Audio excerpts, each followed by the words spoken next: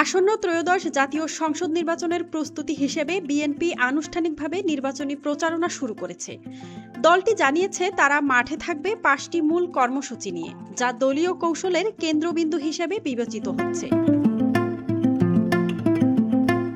প্রথম কর্মসূচি advice two Tarique Rahman, যেখানে সারা দেশের পোস্টার ও ড্যাংলারের মাধ্যমে সাধারণ মানুষকে সরাসরি তাদের পরামর্শ ও মতামত জানাতে বলা হচ্ছে।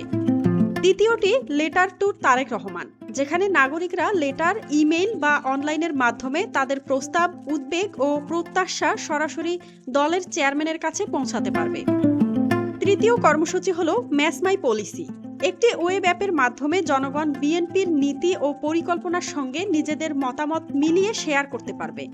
ইতোমধ্যে ৩ লক্ষর বেশি মানুষ এতে অংশ নিয়েছে। চতুর্থ কর্মসূচি youth policy talk with Tarique Rahman, যেখানে তরুণ প্রজন্মের সঙ্গে শিক্ষা, অর্থনীতি, স্বাস্থ্য ও প্রযুক্তি বিষয়ক আলোচনা অনুষ্ঠিত হচ্ছে।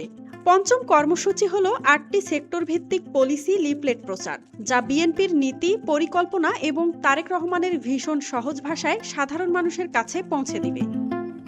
এছাড়া বিএনপি ২৮৮টি আসনে প্রার্থী ঘোষণা করেছে, যা দলটির রাজনৈতিক শক্তি ও উপস্থিতি আরও দৃঢ় করছে। ৫টি কর্মসূচি ২৮৮ প্রার্থী এবং জনগণকে সরাসরি অংশগ্রহণের সুযোগ দিয়ে দলটির লক্ষ্য নির্বাচনের শক্ত অবস্থান নিশ্চিত করা। মাজহাবিন মৌ, ডেস্ক রিপোর্ট, RNB নিউজ।